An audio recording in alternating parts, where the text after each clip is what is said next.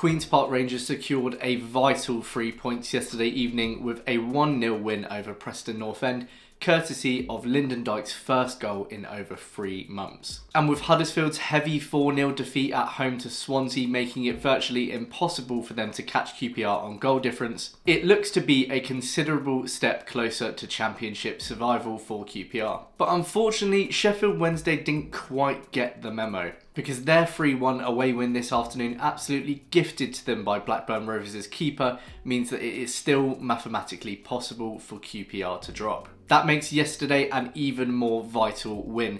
So as usual, let's break down this performance, and if you enjoyed this video, don't forget to hit like and subscribe as well. We all knew the magnitude of this fixture. We've bandied about biggest game of the season many times this year, but this truly could have been QPR's sliding doors moment had they failed to win. Southampton did us the favour we hoped for on Tuesday evening with their 3-0 home win against Preston, more or less ending their long shot dreams of a playoff space. But as I said in my match preview, it was QPR turning up for Sky Sports' bizarre 5:15 selection that I was worried about. So after the stumbles of Sheffield Wednesday, Plymouth Argyle and Hull City, I was grateful that QPR had a week on the training ground, and I was curious how Marty was going to approach this fixture given the failings of our last 3 displays. He kept a cool head with his team selection, with Powell returning at left back and Colback coming in for Hayden, a sensible choice given Hayden had started to look a touch leggy over the last few. And I'm pleased to say that Marty's sensible setup was rewarded with a professional and assured QPR display.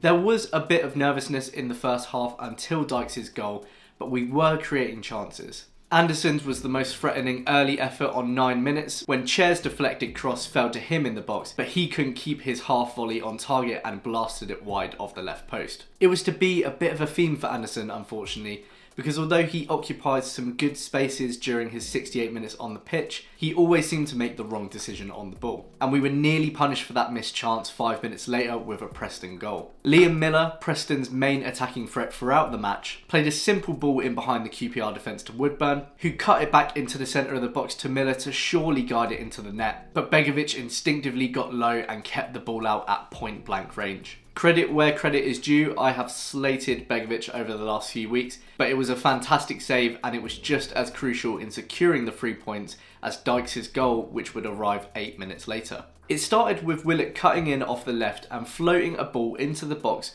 that looked like it would be routine for Woodman to catch, but he instead palmed it away into danger at his back post, and there was Dykes ready to turn it into the back of the net. Finally, a Queen's Park Rangers striker had scored a goal and the R's were 1-0 up. And it did wonders for QPR's confidence because we commanded the chances for the rest of the half, it took the sting out of the game and really took the wind out of Preston's sails. Brice Willock was granted much more licence to float into the middle and over to the left and was linking up very well with Elias Chair, and he went closest to doubling our lead on 30 minutes when he put in a curling shot from the edge of the box, but Woodman palmed it out. Lyndon Dykes even had the chance of grabbing a brace on 38 minutes when he was set in behind by Elias Chair, and I couldn't help but laugh when he decided to rattle off a shot from 20 yards out rather than closing in on goal. Though having watched the replay, I think the Preston defender closing in forced that decision more than anything. That early scare aside, it was a pretty solid half. Dykes had probably his best half of football in a long time. Chair and Willock were linking up well, with the latter putting in a very good defensive display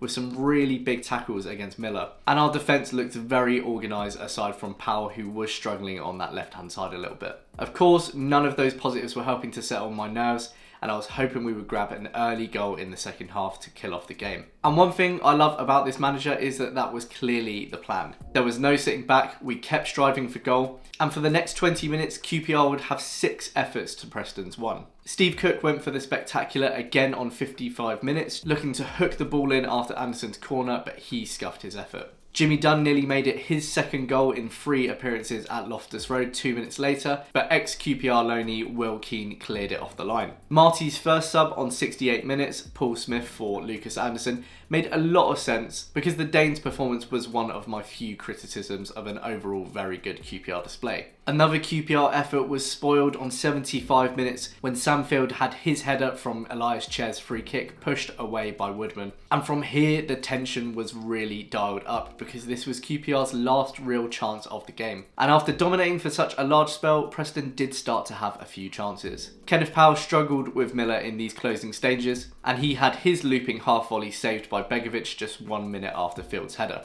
QPR did have an undeniable penalty waved away on 79 minutes when Elias Chair's cross-box ball hit the arm of Jordan Storey, and that would have been much harder to take had Preston been able to take one of their chances in these final minutes. Thankfully, the rest of the backline was very good yesterday. Steve Cook and Jake Clark-Salter were excellent, and Jimmy Dunn produced more home heroics on 81 minutes when Preston sub Osmajic was put in behind with a looping ball over the top, only for our Irish Cafu to get a foot in at the last second and shepherd the ball out for a corner. I must also sing the praises of Jack Colback, who for all his flaws does add a considerable amount of bite into the midfield, and we are often much better for it. Our pressing intensity did start to drop in the final minutes, and so the late introductions of Fox, Hayden and Armstrong worked a treat. We closed those late stages out, and the relief was palpable when the full-time whistle was blown on 98 minutes and the 3 points were safely secured. We're now on 50 points, and after agent Naki Wells softened the blow for QPR with the results going against us last weekend,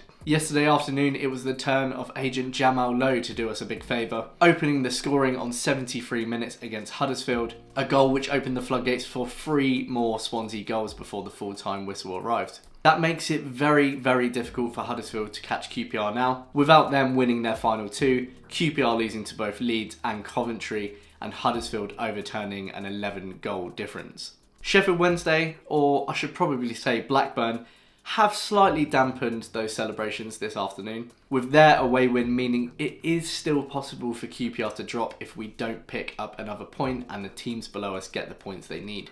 But thankfully it is still quite the ask from those other teams, even if we do lose to both Leeds and Coventry. Birmingham will need 4 points from Huddersfield away and Norwich at home, though thankfully if they lose to Huddersfield they wouldn't be capable of catching us. Sheffield Wednesday, also with a considerably worse goal difference than Rangers, will need 4 points at home to West Brom and away to Sunderland. Plymouth Argyle could rise above us with a win from Millwall away and Hull City at home, and Blackburn Rovers would need just 1 point, but with a final 2 of Coventry at home and Leicester away, and after this afternoon's capitulation, I think they could be a solid bet to take that remaining 3rd spot in the bottom 3. Maybe giving Sheffield Wednesday 7,000 tickets probably wasn't such a good idea. Am I nervous? Well, yeah, still a little bit to be honest. It's a very tough final 2. But do I think we'll be okay?